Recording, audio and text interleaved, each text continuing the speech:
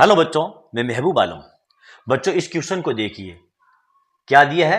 कोष्टक के अंदर आपको दिया है -4 और ऊपर दिया है पावर 5, फिर गुणा कोष्टक के अंदर -4 और पावर में दिया है आपको -10। तो इस क्वेश्चन को हम कैसे सोल्व करेंगे। बच्चों ये घातांक वाले क्वेश्चन है और बहुत सारे बच्चे ऐसे हैं जब वो घातांक वाले क्वेश्चनों को सोल्व करते हैं तो वो बहुत ज्यादा कंफ्यूज हो जाते हैं कि इस प्रकार के क्वेश्चनों को कैसे सोल्व किया जाएगा। बच्चों पिछले वीडियो में मैंने घातांकों के नियम आपको बताया था। यदि आपने मेरे पिछले वीडियो को नहीं देखा है तो आप मेरे पिछले वीडियो को देखिए, वहां से आप घातांकों के नियम सीख जाएंगे। ठीक है। और ये जो हमारा क्वेश्चन है ये घातांक वाला ही क्वेश्चन है। इस प्रकार के क्वेश्चनों को बच्चों कैसे सोल्व किया जाता है, यदि आप सीखना चाहते हैं तो आप इस वीडियो को अंत तक जरूर देखें। बच्चों यदि आप इस वीडियो को अंत तक देखते हैं तो फिर इस प्रकार के क्वेश्चनों को आप बड़े आराम से सोल्व कर लेंगे। ठीक है, तो चलो देखते हैं हमारे इस क्वेश्चन को हम कैसे सोल्व करते हैं। बच्चों आपको मालूम है, यदि आपको दिया है a की घात m, यदि a की घात m गुणा a की घात n है तो इसको हम इस प्रकार लिख सकते हैं a की घात m प्लस n। कहने का मतलब यह है बच्चों, जब घातांकों का गुणा किया जाता है, मल्टीप्लाई किया जाता है और आधार यदि समान है तो घाते कुछ भी हो, घाते आपस में जुड़ जाती है। यह घातांक का एक नियम है बच्चों। ठीक है। अब यहां पर हम देखते हैं इस नियम के हिसाब से हमारे इस क्वेश्चन को हम कैसे सोल्व करेंगे। यहां पर हमको दिया है -4 की घात 5, फिर गुणा -4 की घात -10। यहां बच्चों यदि आप ध्यान से देखोगे तो हमारा जो आधार है वो क्या है, -4 है। यहां पर भी आधार आपका -4 है। यहां पर जो घात है आपकी 5 है और यहां पर घात आपकी -10 है। तो यहां पर क्या होगा, यहां पर देखो आधार आपके समान है, यहां पर भी -4 है, यहां पर भी -4 है। जब आधार समान होते हैं तो घातें आपस में जुड़ जाती है। तो हम इसको इस प्रकार लिखेंगे, देखो -4 की घात ये 5 और फिर प्लस -10, -10 घातों को हम आपस में जोड़ लेंगे, प्लस का चिन्ह लगा दिया है। अब यहां पर देखो ये हो जाएगा आपका -4 की घात, ये हो जाएगा 5 और प्लस माइनस क्या होता है, माइनस। तो यहां पर हम लिखेंगे -10। आ गए यहां तक समझ में। अब देखो 5 तो प्लस का है और 10 क्या है, ये माइनस का है। तो 10 में से 5 को घटाएंगे तो ये हो जाएगा आपका -4 की घात माइनस ये 5। अब यहां पर देखो आपकी जो घात है वो किस में है, माइनस के अंदर है। अब यदि हम इस घात को प्लस में बदलेंगे तो क्या हो जाएगा आपका, ये हो जाएगा, मैं यहां पर करता हूं 1/-4 की घात ये 5 और यही बच्चों आपका आंसर है। अब यहां पर 1/-4 की घात 5 हमने क्यों लिखा, बच्चों हमको मालूम है यदि आपको दिया है a की घात -m है तो बराबर होता है 1/a की घात m। ये भी आपका घातांक का एक नियम है। यदि आपको दिया है a की घात -m दिया है तो ये बट्टे में जाकर के और जो घात है वो आपकी प्लस में बदल जाएगी। तो यदि आपको घात को प्लस में बदलना है तो वो बट्टे में जाकर के और क्या हो जाएगी, आपकी प्लस में हो जाएगी, क्योंकि यहां पर माइनस में है। इसी प्रकार यदि बट्टे में आपकी घात प्लस में है तो वो जब ऊपर आएगी तो घात आपकी माइनस में हो जाएगी। तो यहां पर आपका 1/-4 की घात 5 आपका आंसर है। ठीक है बच्चों, तो चलो बच्चों देखते हैं हमारा अगला क्वेश्चन।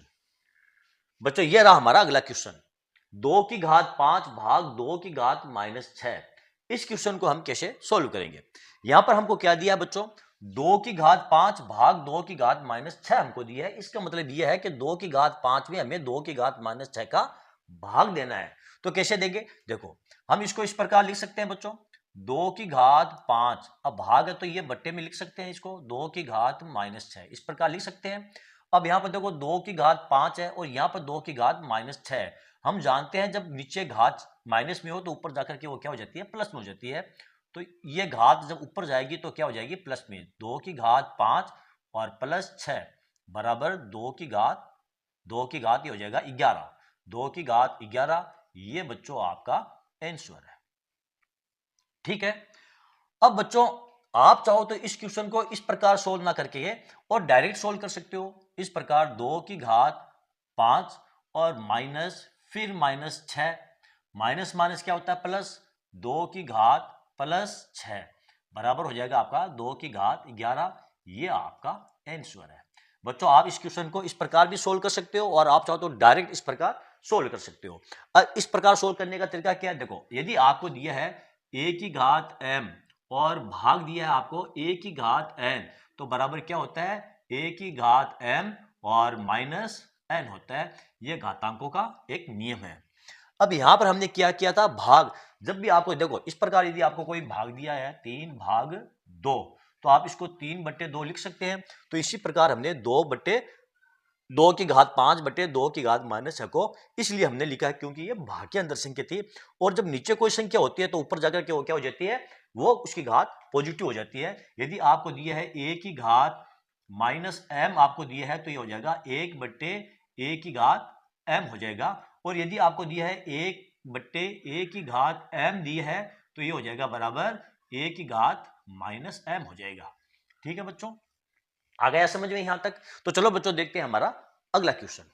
बच्चों ये रहा हमारा अगला क्वेश्चन, 2 की घात 5 भाग 2 की घात 8, इसको कोष्टक में बंद किया गया है, फिर गुणा 2 की घात -5। इस क्वेश्चन को हम कैसे सोल्व करेंगे? तो यहां पर बच्चों देखो 2 की घात 5 में 2 की घात 8 का भाग देना है और फिर इसको हमें गुणा करना है 2 की घात -5 से। तो आप इसको इस प्रकार लिख सकते हो 2 की घात 5, ठीक है, और बट्टे में आप लगा सकते हो 2 की घात 8। ये 2 की घात 8, 2 की घात यहां लगेगी आपकी 8, ठीक है, और गुणा 2 की घात -5 बराबर क्या हो जाएगा आपका, देखो 2 की घात 5 और बट्टे 2 की घात आपका 8। अब यहां पर देखो 2 की घात 5 गुणा 2 की घात -5 है, तो यहां पर घातें क्या हो जाएगी, मैं यहां पर पहले लिख देता हूं, गुणा 2 की घात -5, इसके बट्टे में आप 1 लगा दो, इससे कोई भी फर्क नहीं पड़ेगा। अब यहां पर देखो 2 की घात 5 है, यहां पर 2 की घात -5 है, तो ये इस प्रकार हो जाएगा 2 की घात 5, गुणा करते हैं तो घातें आपस में जुड़ती है, तो यहां पर प्लस लगा करके और -5 और बट्टे 2 की घात 8, तो ये 2 की घात 8। अब यहां पर देखो प्लस माइनस क्या होता है, माइनस, तो हो जाएगा 2 की घात 5 -5 और बट्टे 2 की घात 8। अब देखो 5 में से 5 जाएंगे तो पीछे क्या बचेगा, 0, तो ये हो जाएगा आपका 2 की घात 0 बट्टे 2 की घात 8। और 2 की घात 0 का मतलब क्या होता है, 1 बट्टे 2 की घात 8। ये बच्चों आपका आंसर है, ठीक है। अब यदि आप चाहो तो इस प्रकार इसको सोल्व ना करके और डायरेक्ट इसको सोल्व कर सकते हो। जैसे कि हमको मालूम है बच्चों, यदि आपको दे दिया जाए a की घात m भाग a की घात n है, तो हम जानते हैं a की घात m माइनस n होता है, ठीक है। तो इसको हम इस प्रकार लिख सकते हैं, 2 की घात 5 है तो 2 की घात 5, अब भाग 2 की घात 8 है, तो ये घातें आपस में घट जाएगी -8, ठीक है, और गुणा में क्या है आपका 2 की घात -5। अब देखो घातों को घटाएंगे तो ये हो जाएगा 2 की घात -3 और गुणा 2 की घात -5।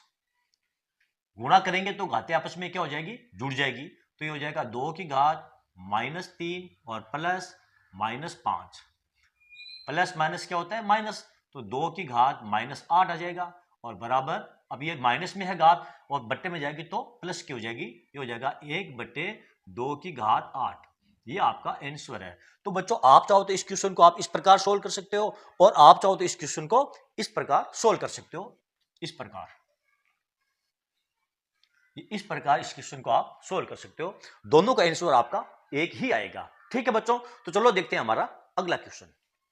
ये रहा बच्चों हमारा अगला क्वेश्चन, क्या दिया है, कोष्टक के अंदर -4 की घात -3, फिर गुणा कोष्टक के अंदर 5 की घात -3, फिर गुणा कोष्टक के अंदर -5 की घात -3।